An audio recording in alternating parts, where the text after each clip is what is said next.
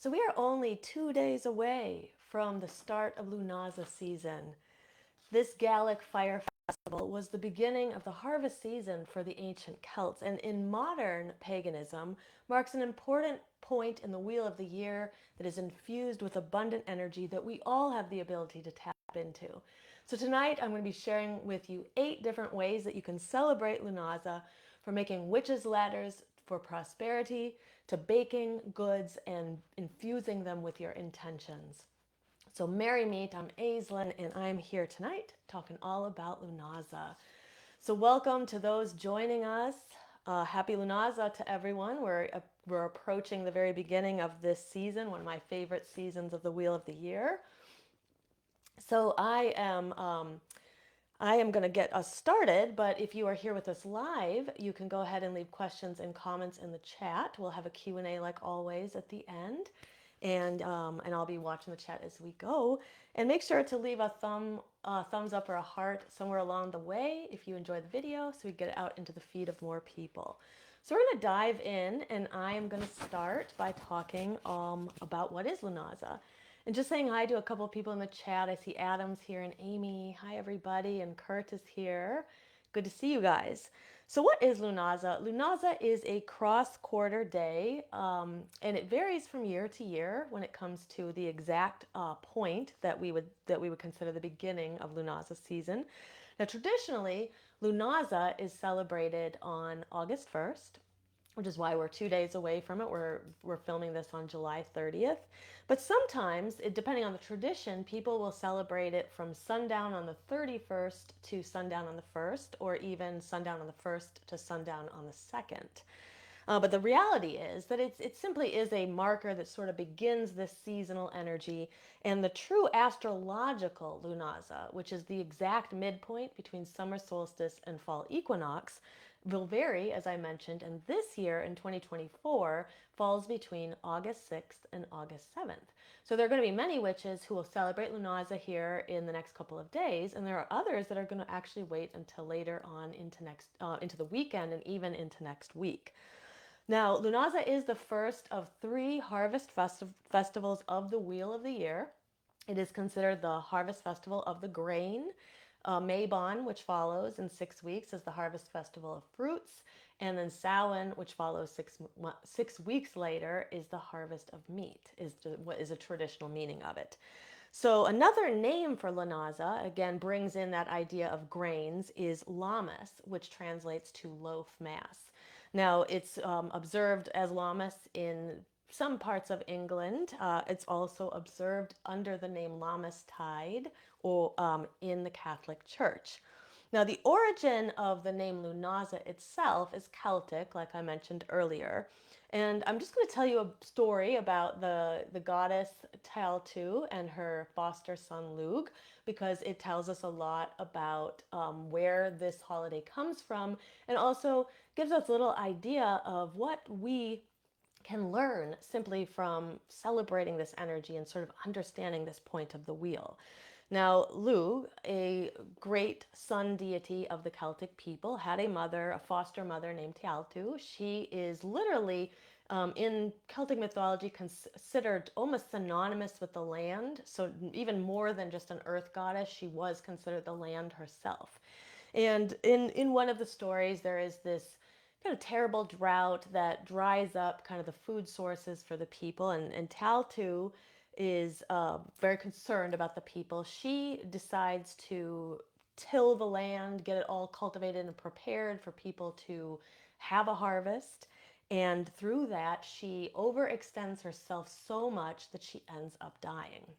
And on her deathbed, as Lugh comes to her side, very overcome with grief, he talks to her, asks her what she would want, how to continue her legacy. And the only thing that she wants is a festival in her honor where people can come together and they can have fun and they can play games. And so he, of course, honors his great mother in this way and creates what the stories would say would be the first kind of Lughnasadh celebration, which was sort of like this kind of festival, almost like a county fair. And in some ways, many of our pagan holidays are very closely tied to holidays in the Christian church. So, of course, we have Yule and winter solstice. And then being tied to Christmas, we have a holiday.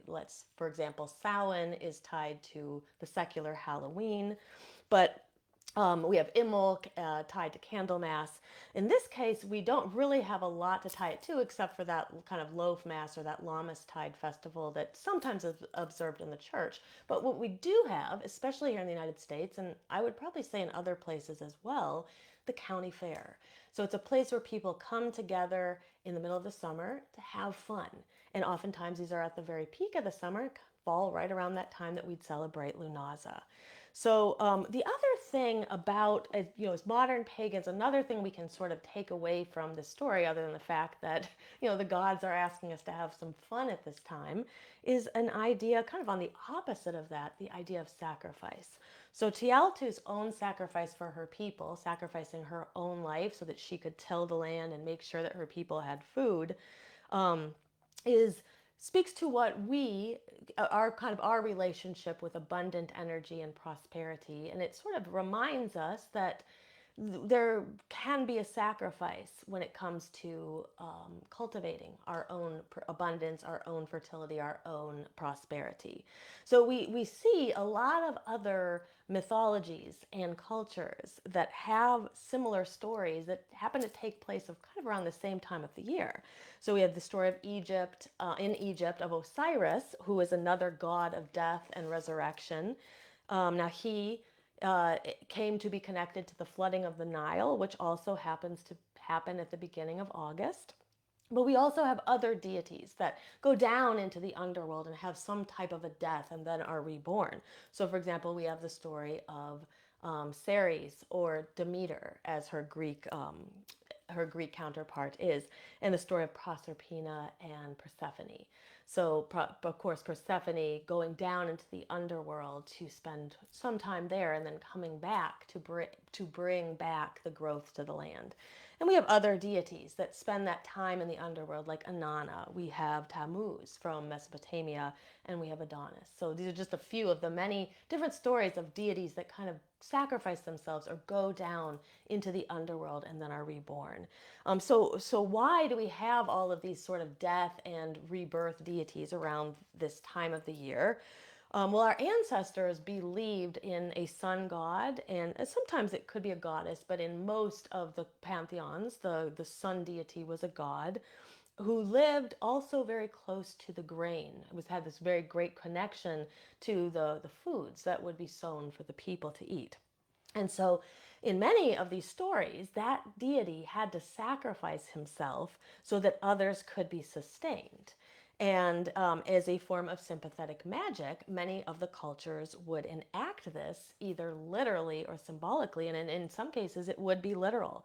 So this could be animal or human sacrifice, and this is going back way back into kind of the more ancient past, but nevertheless, in the Golden Bough, George Fraser mentions that sometimes even the king himself would be the one who was sacrificed. Now, this may be an origin of Christianity's sort of misplaced fears about modern paganism and the human sacrifices that we supposedly do. Christians should also remember their own history as well when it came to sacrifice. But later on, the pagans moved to burning more human-like effigies rather than actually sacrificing living beings themselves. Now, what we're asked to contemplate, I think, as modern pagans when it comes to all of this, there is this sort of dark nature to Lughnasadh. It's not all just this happy, light-hearted kind of festival of prosperity and abundance, which we definitely celebrate. But underneath it, there is sort of that side that, something must be sacrificed in order to have this prosperity. So we will talk a bit more about that at the end as we talk about ideas to celebrate Lughnasadh. I know that in my own coven and in our own rituals, we always will bring in some element of sacrifice into the Lughnasadh rituals. And honestly, I would venture to say that prosperity magic can be accentuated when we are able to bring in this kind of energy. And I'll explain what I mean at the end. But so let's move on though to some ideas for Lughnasadh, a little bit of Lughnasadh magic here. All right, so our first idea is abundance and prosperity magic. So when people think, they're thinking about the wheel of the year, many people think about prosperity at this time.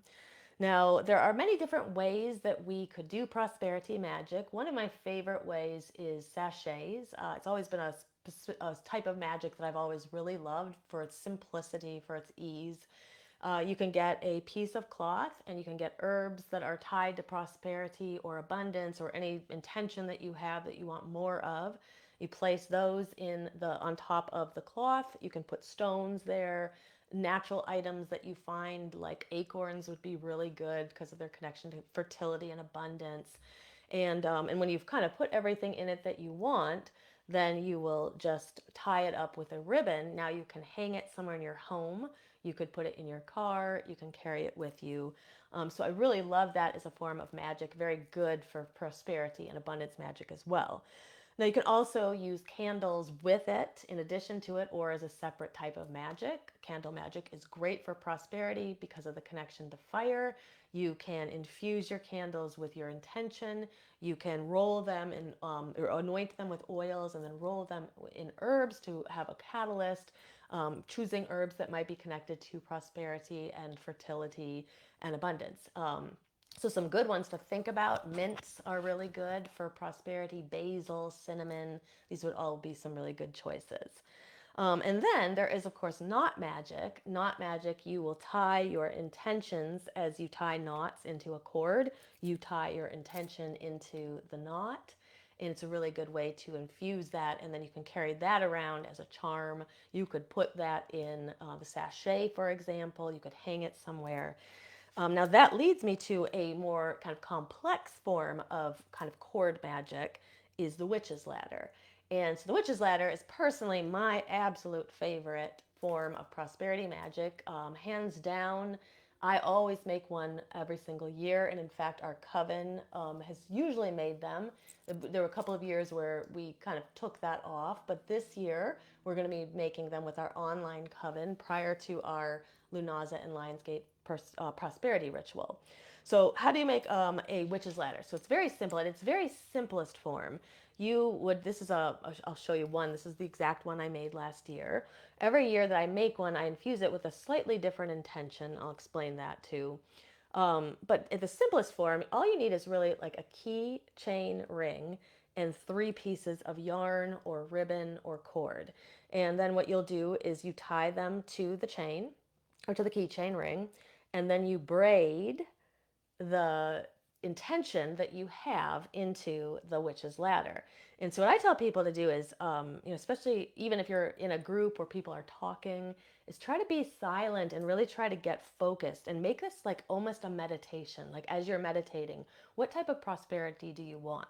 Last year, I was quitting my muggle job and that is essentially what I was kind of braiding into this is there was a specific amount of money that I needed in order to be able to cover rent, my mortgage and bills and everything like that, right? And still have a little bit of spending money. And so I sort of infused this with that amount of hours that I would need once I quit my job.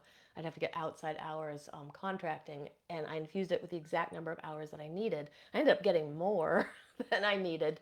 But I really tell people is really infuse it as you're braiding this, infuse it with a specific intention. Don't just say, I want prosperity, because that is like a huge intention, right? What does that mean? And then you're sort of leaving it up to the universe to decide what kind it is. And sometimes that's okay. And sometimes that's what you want. You just want the universe to tell you or kind of show you the exact form of that intention. But sometimes you want a very specific thing. And I think with prosperity magic, we have that ability to be very specific. If there's a specific amount of money that you need, if you need to be able to pay the bills plus this extra amount, you need this many hours, you need a raise, you need a job change, like whatever it is, you can infuse that into your witch's ladder. But if you want to get fancy with the witch's ladder, which is what we're going to do with our coven, is that you can then get as you're before you begin braiding, you can get a little piece of like beading string, which is much more thin than the yarn is going to be. You tie that on there too, and then you can actually string some beads on here. So we have different symbols of prosperity, like the pentacle here. I have a little chalice. We got a broom. All the elements are represented. I have a little athame, a cauldron, and then a little goddess. So anyway, that is the witch's ladder. One of my favorite ways to kind of celebrate Lughnasadh and work with that prosperous energy. Now, and as I'm going through too, if you've tried any of these ways, we'd love to hear from you, whether you're live or you're watching back in replay. I'd love to hear what you do for prosperity magic, and also anybody who is here live, of course. So let us move on then to the corn dolly. So the corn dolly is something I've only really made this once. I will always confess that I'm not terribly good at like crafts. I'm not like super crafty like that. So what you do with the corn dolly is you will need to get some corn husks, and you have to soften them usually when you make it. And then you actually make a doll out of the corn husks. And so what I'm going to do is in the chat afterwards, I will put a little kind of graphic that I found that shows the instructions on how to make one. You've probably seen them before, though, in a picture. I'll put a picture there as well of one that someone's made. And I think they're a really neat kind of way to celebrate Lughnasadh. Really good activity for kids because kids like to kind of make those crafty things, but also another nice way to bring abundance into your home. Now, the other thing that's interesting about the corn dolly is that you can save it, make it at Lughnasadh, use it at Lughnasadh as kind of a form of prosperity magic or just sort of celebrating the season, and then you can use it again at Imbolc, which is on the flip side of the wheel. Feels like it has a totally different kind of intention. We're waiting for the sun to come back at Imbolc, but you can use the corn dolly as your breeds doll at Imbolc, which is also kind of a form of fertility magic or just kind of fostering the hope of the new season, the new growing season. So that is making the corn dolly, and I will go ahead and drop a little graphic in here, and so that people can see what one looks like. Otherwise, Google it. You'll find instructions all over the internet on how to make one. They're pretty simple. Okay, so the next thing we can do is bake with intention, particularly bread, because remember, Lughnasadh is a season it's the harvest of the grains. So one thing you can do too is you can bring into the ritual. If you have a garden, or if you you make something and maybe it's like the first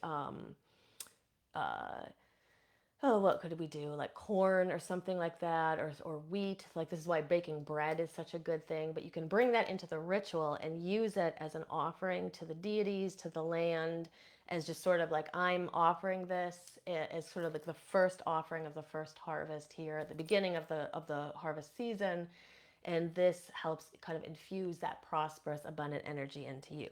Now, if you can bake, which I can't, but you can get around this because you can have someone else bake for you, or get something kind of easier to bake. All you really have to do is infuse the food with your intention. Now, I was kind of thinking about this, like our maiden in our coven, Beth, years ago. She made bread, like little rolls, and she put fortunes on them, and then she baked them into the bread infused with these intentions. And then everybody who came to the ritual got to eat the bread after the ritual, and then got this fortune, which like had the intention of like kind of a type of prosperity or a blessing. So I think it's such a neat idea. And so I was thinking about it, like if somebody didn't know how to bake bread or something like that, you could even do it with like frozen dinner rolls. There's no reason that you couldn't write fortunes on little pieces of paper and put them into the rolls before you put them in the oven. So a lot of ways around it, even if you aren't a cook or anything like that. But if you can bake bread, this is the best part of the Wheel of the Year to do that. So infuse that with your intentions, whatever type of prosperity it is. If it's something that you're cooking that you're going to stir clockwise as you kind of infuse those prosperous intentions into whatever you're making. And then when people eat it and consume it, they're taking those intentions in as well. So another thing that we can do is work with different deities that are associated with Lughnasadh. So for example, Lugh and Taltu make a lot of sense because the holiday itself is named after Lugh and is in honor of his foster mother Taltu. But other dying and resurrected gods are very good here, like the ones I've mentioned, some of these already: Tammuz from Mesopotamia, Adonis, Osiris, Inanna. Now, other prosperity gods and goddesses are also good here, like Fortuna would be a good one. Lakshmi is personally one that we use a lot in our coven at Lughnasadh, and in fact, that's who we're honoring this year. And then, of course, Ceres, Demeter would also be good, as Ceres and Demeter are both very much connected to the grain.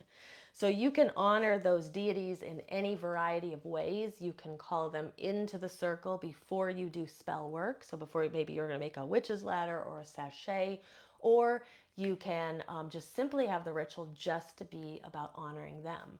So you can offer them, perhaps you made some bread or you made some kind of food. You can honor them with that, or with flowers, or water, or wine, or stones, or whatever you feel called to honor them with. But that's a great way to kind of work with the deities of the season as well. Now, another thing that you can do for Lughnasadh, because it is a holiday, like all the holidays are connected to the earth in some way, but this one especially is connected to the land and to the harvest, right, and the grain.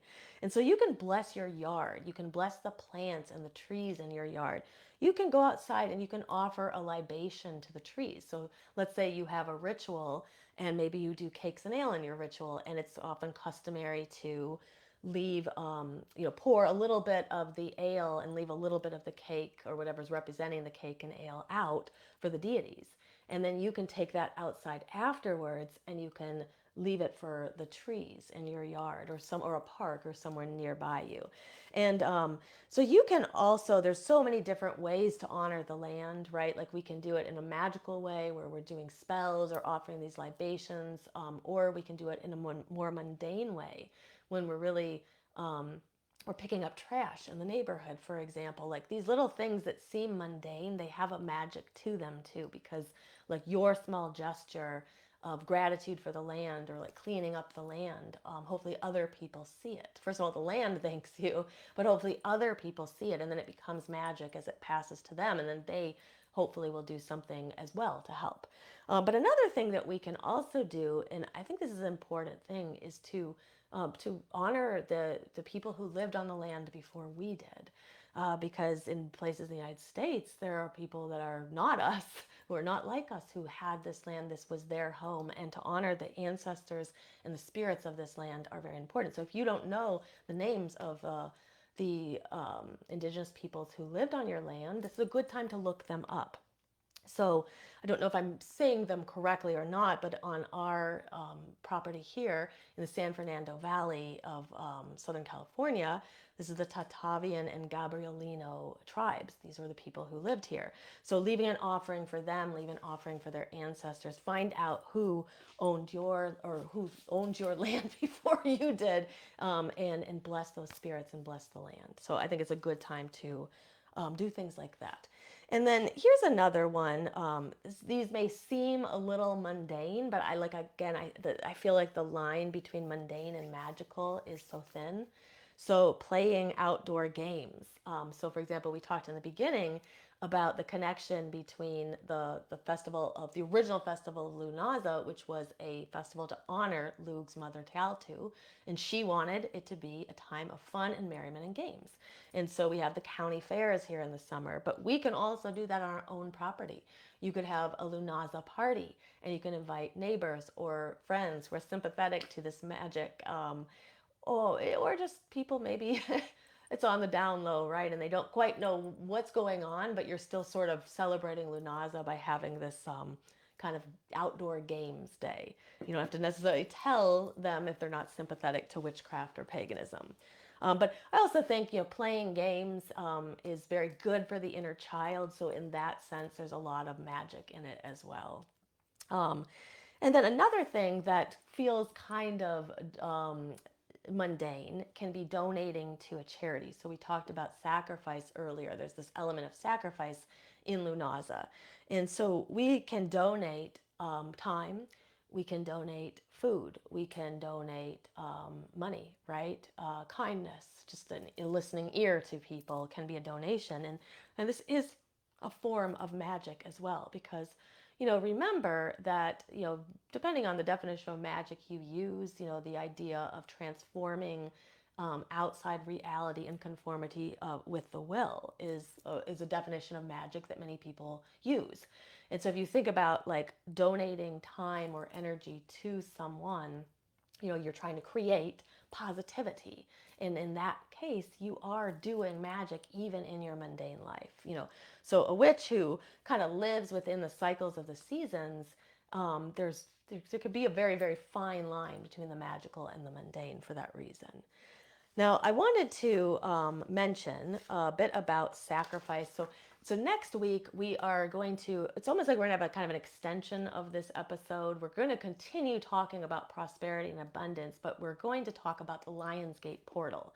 So Lionsgate portal is a astrological event. It happens every year at the end of July into the very first part of August.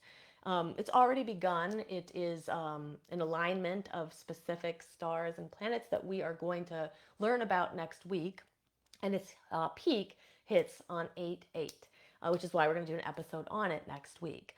But we'll be talking more about prosperity. We're going to talk about kind of prosperity mindset as well, kind of shifts that we can make in our emotional and our mental states that can actually help us better align to that energy. But to end this episode, before we move into the second part with the Q&A, I just wanted to talk about sacrifice for a moment, because it is an important concept at Lughnasadh, and I think it's important that we don't forget it's an important concept when we're working with prosperity and abundance in general. So here's a question, and it could be a rhetorical one. You don't have to answer it right now, but what is something that you could give back?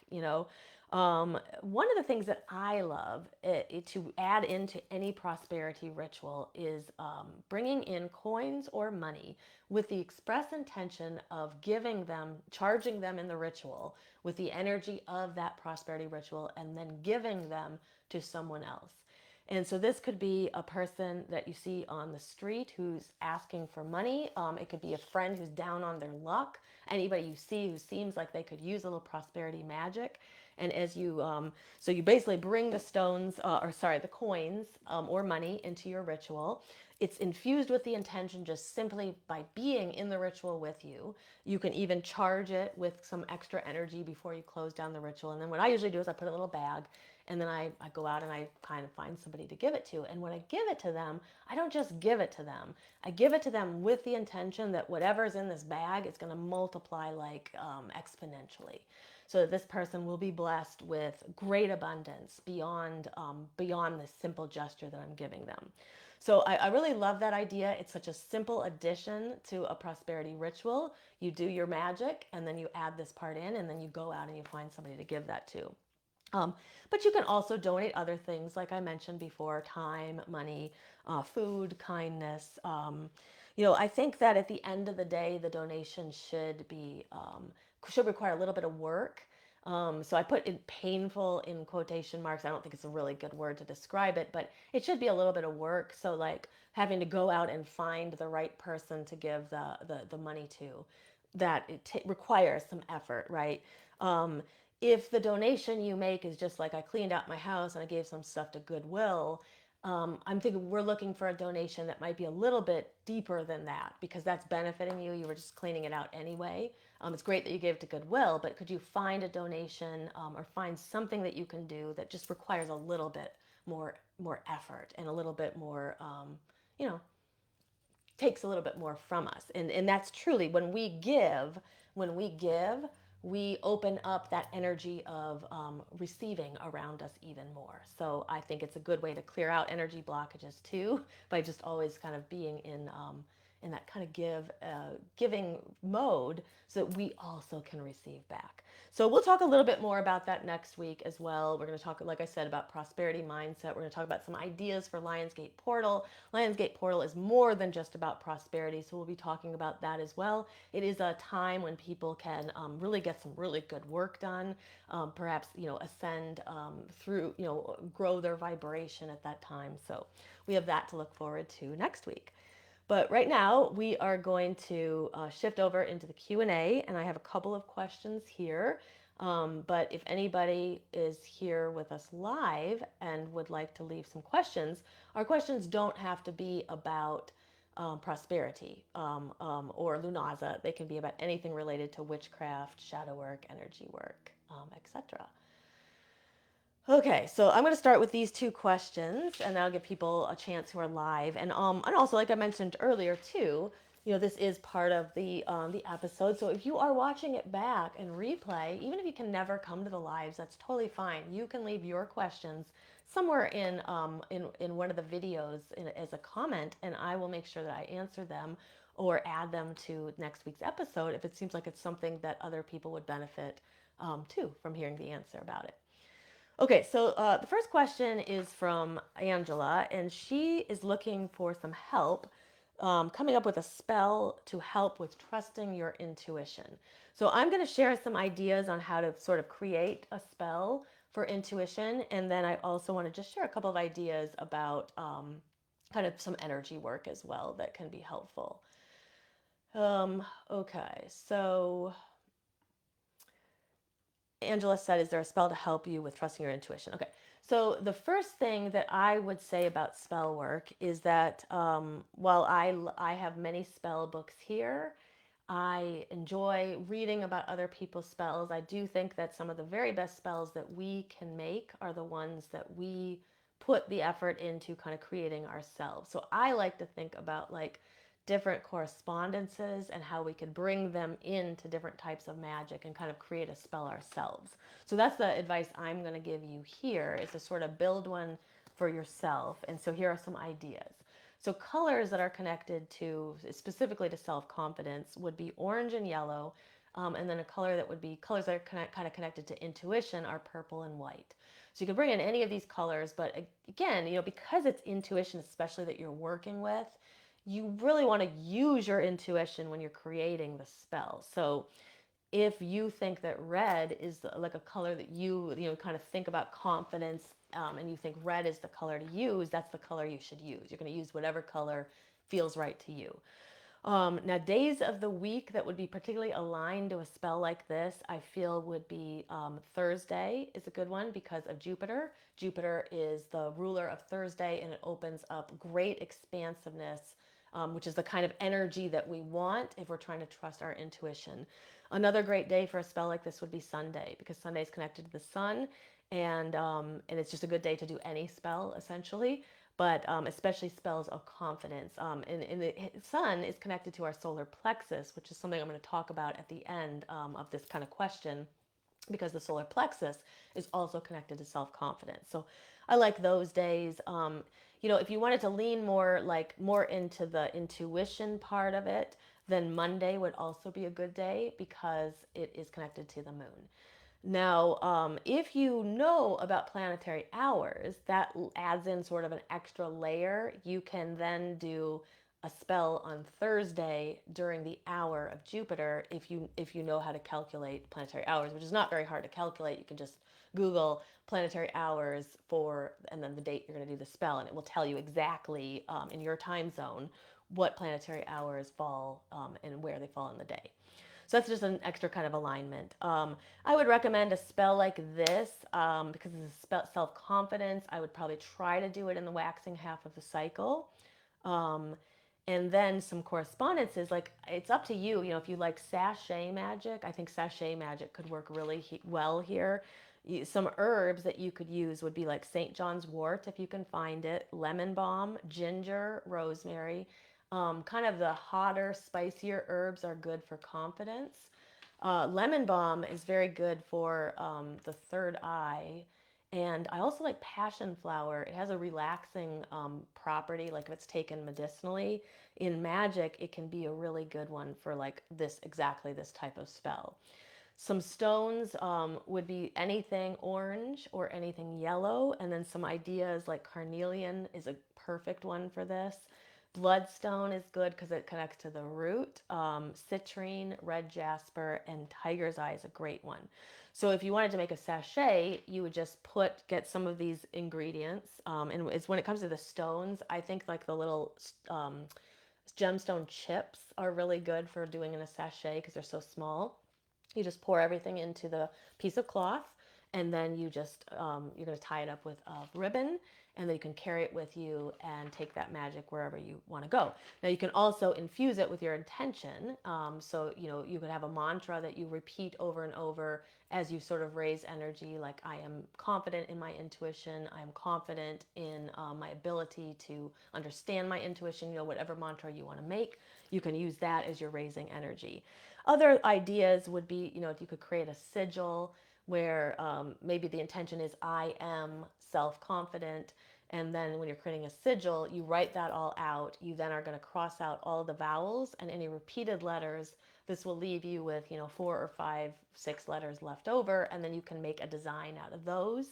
And you can burn that sigil and kind of send your intention out to the universe, or you could draw that sigil on you, or you could look at it whenever your confidence is kind of feels like it's wavering. At the end of the day, I think the spells are great. I think they will greatly boost your kind of confidence in yourself, but you also want to, continue to do shadow work around this issue. Like, where does it come from? Who kind of taught you not to trust your intuition?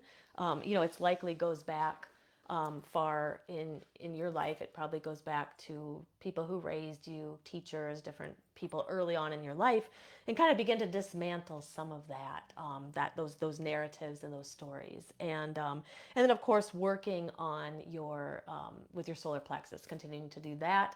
I would say probably the lower 3 chakras as well. If you work on the root, it will immediately enhance your intuition because of the connection between the root and the third eye. So those are all some ideas. And then I also kind of ask this sort of rhetorical question to you is, what is the worst thing that could happen if you trusted your intuition? We have to find a way to kind of get through the blockages, through the limiting beliefs. And sometimes people are like afraid, that they'll look foolish, or who knows what the limiting belief is below it. But you need to kind of ask yourself, what's the worst thing that could happen if you trusted it? Because there's so many benefits that you could have if you trusted it, but it is important for us to kind of address, like, what is holding you back? So I hope that helps, and just really making a deal with yourself. I'm going to trust my intuition. Write down things you think could be your intuition and then see if they come true. And eventually you're going to start to see when it comes true, and when it doesn't, you'll start to be able to understand the language of your intuition better. And then also having kind of the wins of sometimes like what you intuit does come true, that sort of validates it for you, and hopefully will continue to instill more confidence in you. But definitely anybody who is, wanting to work with self-confidence of any kind, this can be like a long-term process. It's not necessarily like, so, if you do the spell in this cycle, do it again next cycle and next cycle and next cycle until you feel confident. It's okay to repeat it over and over again. Okay, and then I have a second question from Kurt, and he had said, has anyone ever used magic against you or the group?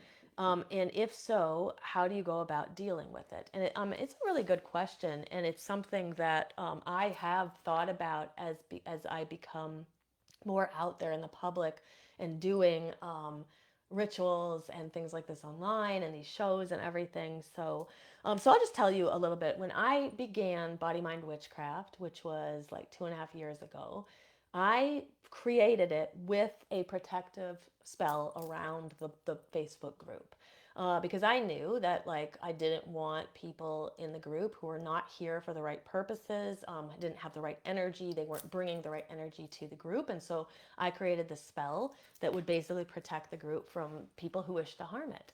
So we already have that going, and on top of it, I keep like an evil eye be by the computer to kind of ward off, anything that might be coming my way, because I understand is like part of also protecting the group. There's the magical kind of intention that I placed around it. And by the way, the protection spell that I did was all intention. There's so much power in just like setting the intention, like no one is going to come in here who's going to disrupt us. And you'll notice every once in a while someone comes in, some spammer or scammer gets in here, and we have to get rid of them. But we're for the most part, we're pretty safe here. And people have even mentioned they like this group so much because of that aspect of it. But there's also physical things that we can do to secure the boundaries, like having a more strategic process of how to screen people who come into the group by asking questions. And if they seem like they're like blowing off the questions, we don't let them into the group. So there's those kind of physical boundaries as well. Now, the other thing I do periodically is I do like an uncrossing spell. Or like you could kind of look these up too. There's a lot of candles that you can purchase online. There's this particular brand that we really like, and it's called oh gosh, I think it's called Astral Mystica. And I thought at one point that you could only find them in this Botanica here in LA, but I've since been able to find them online. And they have these different types of intentions, but one of the intentions is uncrossing, and they also have one that's called 7 by 7. And so it basically deflects out any energy that is being sent to you that is negative. It deflects that out. So every once in a while, I go down to the Botanica and I get one of those candles and I just burn it. And it's meant to, like, anything that people are sending to me or to the group, it's meant to kind of deflect that off. If somebody were to like hex the group or hex me, it would deflect that off too. The uncrossing will undo it.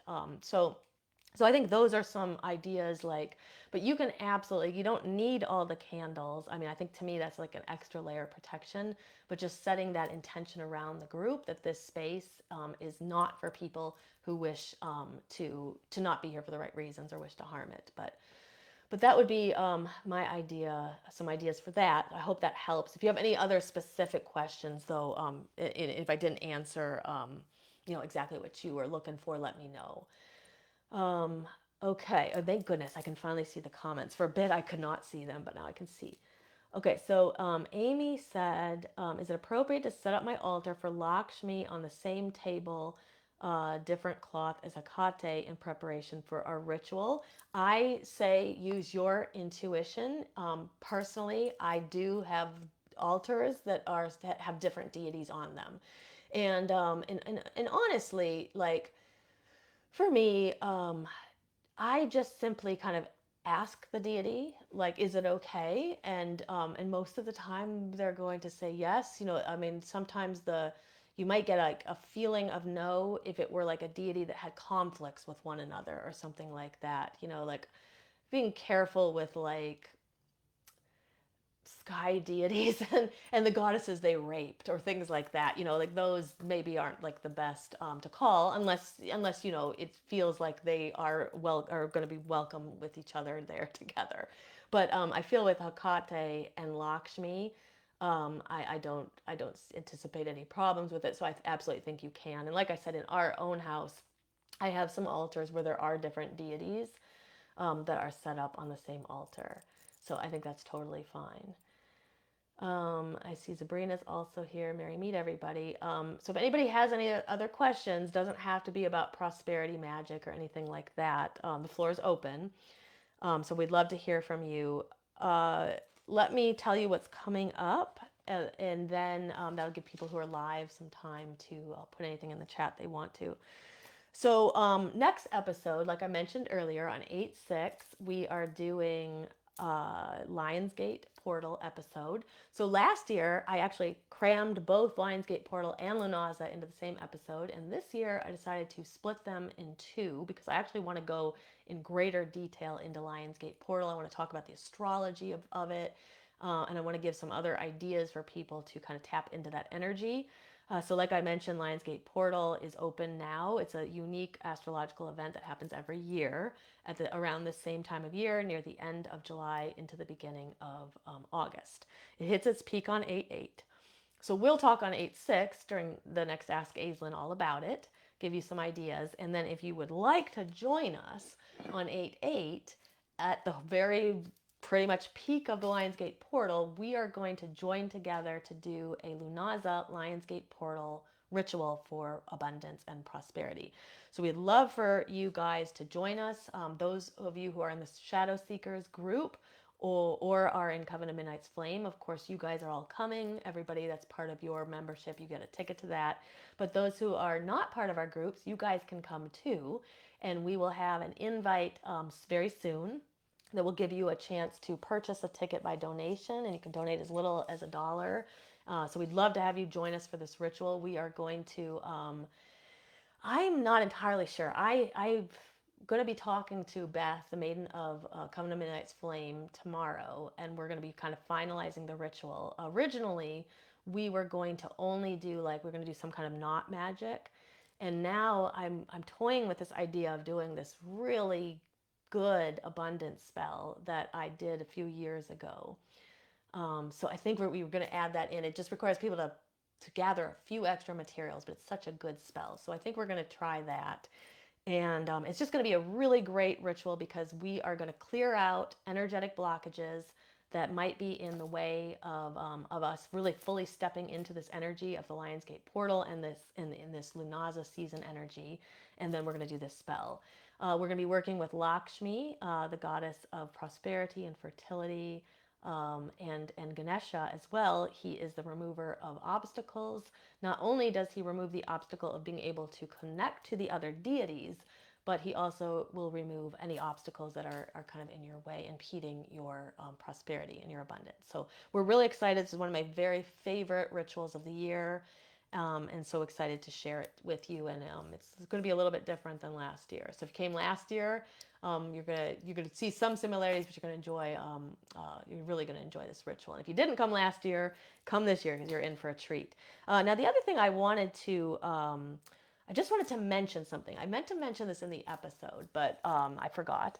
But I wanted to mention that there is a dark moon that's coming up in the middle of all this. So we are starting Lughnasadh season, depending on what date you think is the start of Lughnasadh, whether you think it's the 1st or maybe you wait till astrological Lughnasadh on the 6th and the 7th to say that's the start. It's coming up within the next week.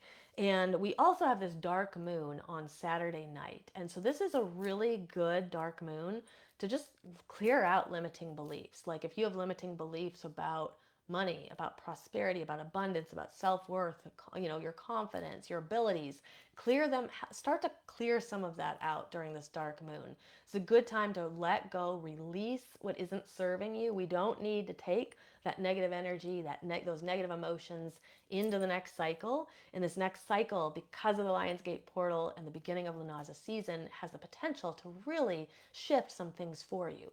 So use this time to, clear out what isn't serving you. Write it down on a piece of paper and burn it. In our Shadow Seekers membership on Saturday, we're going to be doing something where we're going to release some limiting beliefs that are kind of standing in our way. We're doing that for this very reason. But you guys can also, do it. Even if you're not in our Shadow Seekers group, you can do it on your own too. It's a good time to just clear stuff out. So that is what is coming up for us. The next episode on 8/13, I haven't decided what the topic will be yet, but if you have any suggestions, let me know. I'm always looking for new ideas for the episodes. And then just a heads up too on what else is coming up in Body Mind Witchcraft. Our Demystifying Witchcraft course is close to being open. So if you are not a member of Shadow Seekers, up until this point, it was really only Shadow Seekers had the ability to purchase this course. This course is a 13 module course. It's got over 24 hours of material. It's the foundations of witchcraft, and it's the exact material I teach my in-person coven. So we're opening that up to the public, at least in this kind of first launch. We're going to keep the price down. It's not going to be quite as much as it will eventually be. But if you are somebody who's kind of newer to the path, newer to the craft, not sure where to start, this takes you step by step. No more Googling how to do things. You can get all your information in this one spot. So it's a really comprehensive course. And then for those who've never really had any formal training, it's also a really great course because, if you never had formal training, here it all is. You can refresh yourself on stuff you already knew and learn some new stuff as well. So that is coming up probably about mid-August. That will be available. And then at the end of August, our Shadow Seekers membership is also opening up to take in the next round of members. So we're going to kick that off with a free workshop. I believe it's like on 8/26 or 8/27 at the end of the month. We'll have a free shadow work workshop for people. It's similar to the introduction to shadow work I've taught in the past, but I've got some new material this time. So we're really looking forward to that. All right, so I don't see any more. I see Amy said the course is awesome. She's one of our Demystifying Witchcraft students, and yeah, and the other benefit of that course too is that I plan to teach it live again in the future and add more material to it. And at any point, if you purchase it now, you get access to all of that stuff in the future. Anything I do to the course in the future, you get as well. So it's a great time to get it now. So one other thing I just wanted to mention, and this is, as my kind of closing out, I see Misty said she loves the course as well. Yeah, and the other thing I forgot to mention too, anybody who takes Demystifying Witchcraft does have the option at the end to join our online Coven of Midnight's Flame. So one kind of as a closeout here, I always tell people, leave a thumbs up or a heart if you like what you hear in the video. And I just wanted to mention too, as we move into political season, there's a lot of content competing for your attention. So make sure that you like and thumbs up and comment on spiritual content as well, because we want to make sure that we don't lose this stuff in the feed. Otherwise, your feed is just politics. And while it is important to be, I believe it's important to be up to date on what's going on and be informed. We don't want to lose all the spiritual content in the algorithm as well. So make sure you like content like mine and other groups and pages that you follow, other witches. Make sure that you comment and like on their content, and you just keep everybody kind of afloat in this algorithm, which is going to get kind of weird over the next 3 months. And if you're watching back on YouTube, make sure to subscribe to the channel Body Mind Witchcraft so you won't miss a future episode. And I will see you in the next one. Happy Lughnasadh season. I hope that this is the start of a great time of abundance and prosperity for you and for everyone that you love. And until next time, blessed be.